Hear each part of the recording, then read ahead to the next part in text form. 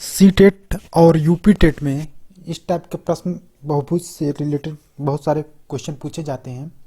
तो सबसे पहले आइए देखते हैं कि बहुभुज होता क्या है। तो तीन या तीन से अधिक सरल रेखाओं से बंद आकृति को बहुभुज कहते हैं। यानी तीन या तीन से अधिक भुजाओं से बंद आकृति को क्या कहते हैं, कहेंगे पॉलीगन कहेंगे। जैसे ये त्रिभुज हो गया, यह त्रिभुज है, यह चतुर्भुज, यह षटभुज। ठीक है, तो मेनली प्रश्न कहाँ से आएंगे यह देखते हैं। पहले फार्मूला यहाँ पे किसी भी बहुभुज के अंतः कोणों का योगफल के लिए फार्मूला होता है n-2 ब्रैकेट में इंटू 180। यानी कि n यहाँ पर क्या है, भुजाओं की संख्या है। यहाँ पर n जो है भुजाओं की संख्या है। अब एक और टाइप के प्रश्न पूछते हैं, जैसे यह हो गया।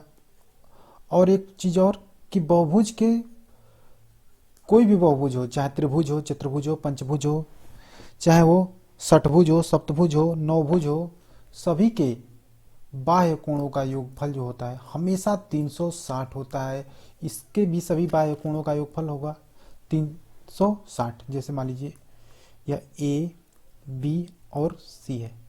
तो अगर इसको हम बनाएंगे, आगे खींच के ले जाएंगे, तो देखिए यह एक बाह्य कोण बन गया, एक यह बाह्य कोण बना और एक यह बाह्य कोण बना। अगर तीनों को ऐड करेंगे तो यह 360 होगा। अगर इसके भी सभी बाह्य कोणों को ऐड करते हैं, यह और ये, तो इनका भी योगफल जो होगा 360 होगा। यानी किसी भी बहुभुज के सभी बाह्य कोणों का योगफल जो होता है हमेशा 360 होता है। और एक और फार्मूला इसमें यूज होता है, बहुभुज के विकर्णों की संख्या। बहुभुज के विकर्णों की संख्या क्या होती है, तो n-3/2, जहां पर n क्या है, भुजाओं की संख्या, भुजाओं की संख्या है यह। अब प्रश्न क्या है, पहला प्रश्न ये देखते हैं, किसी षटभुज के सभी कोणों का योगफल कितना होगा। कि सभी कोणों का योगफल, सभी अंतः देना चाहिए, सभी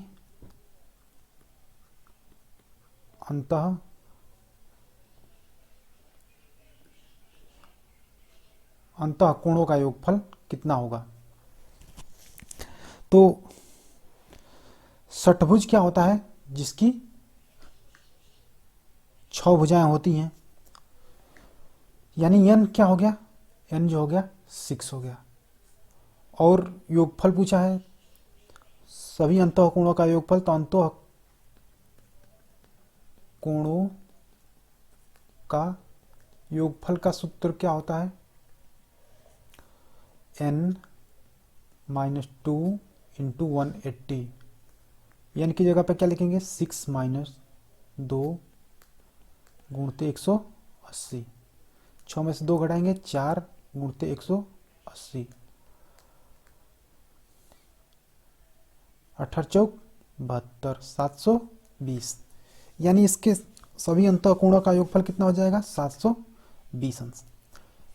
दोस्तों अगर मान लीजिए हमको यह फार्मूला एग्जाम में भूल गए तो क्या करेंगे, पहले एक पॉलीगन बनाएंगे जिसमें 6 साइड हो, 1 2 3 4 5 और यह 6। ठीक है, ये इस तरीके से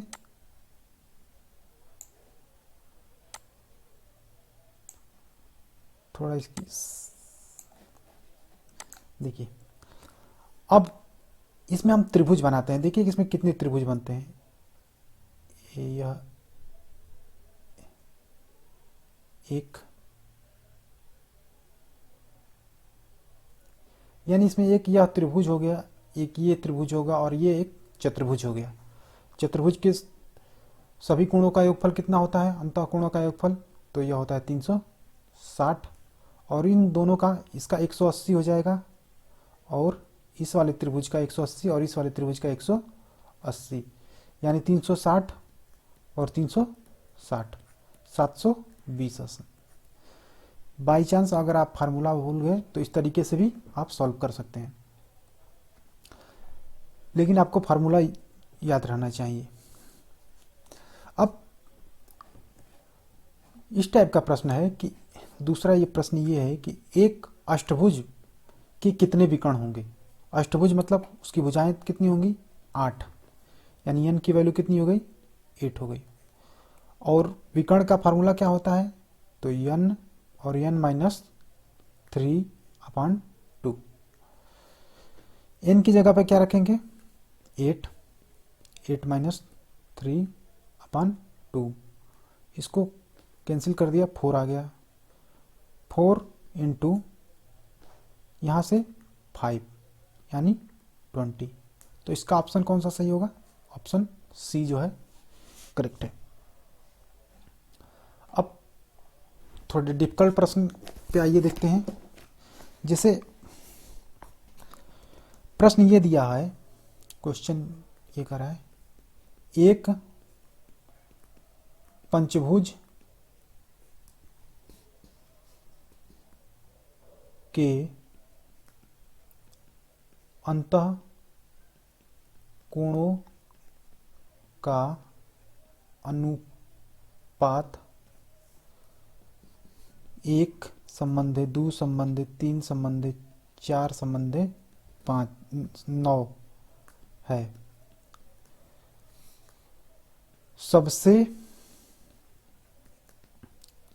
छोटे कोण का मान ज्ञात करो।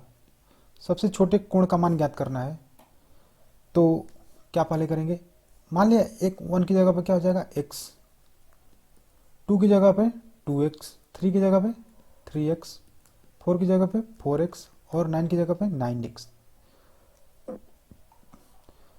पंचभुज में के सभी अंतः कोणों का योगफल कितना होता है, पहले यह हम ज्ञात कर लेते हैं। तो पंचभुज के सभी अंतः कोणों का योगफल हो जाएगा n - 2 इंटू 180, और n की जगह पर क्या रखेंगे, 5 - 2 इंटू 180, 3 इंटू 180। ठीक है, तो यह मान लीजिए एक पंचभुज है, एक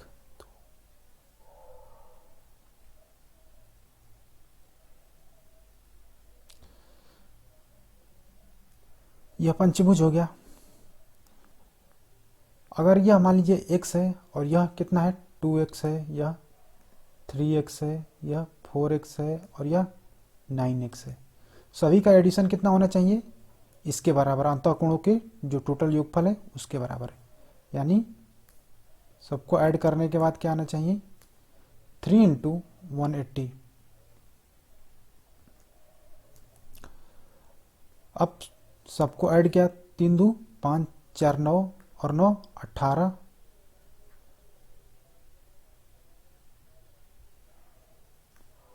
एक देख लेते हैं कहीं, 1 2 3 3 6 4 10 9 19, 19x इक्वल टू 3 इंटू 180।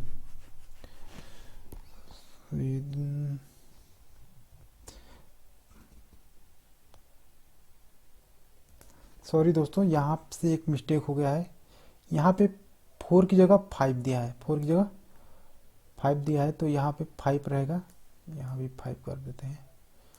ठीक है, तो टोटल एडिशन हो गया इसका 20, 20x इक्वल टू इतना, इससे कैंसिल कर दिया तो ये हो गया 9, यानी x की वैल्यू आ गई 27। स्मॉलेस्ट सबसे यही है, तो यानी स्मॉलेस्ट की वैल्यू कितनी आ गई, 27 डिग्री। दोस्तों अब एक और प्रश्न ये देख लेते हैं।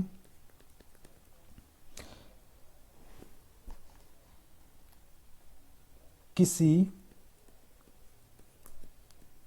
समबाहु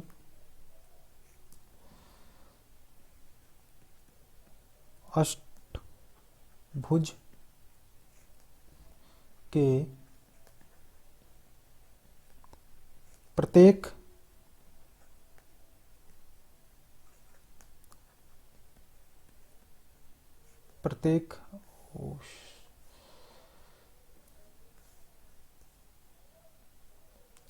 अंतः कोण तथा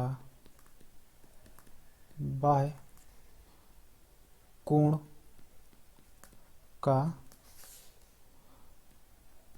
अनुपात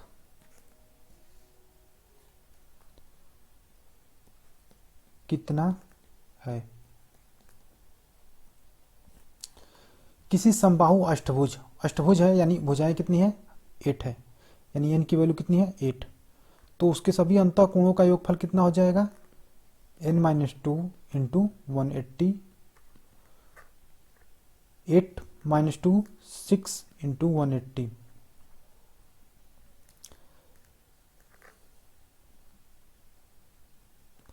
यानी कि एक कोण कितने का हो जाएगा, टोटल जो है इतना हो गया, तो एक कोण हो जाएगा, इसमें 8 भुजाएं हैं तो 8 से भाग देंगे,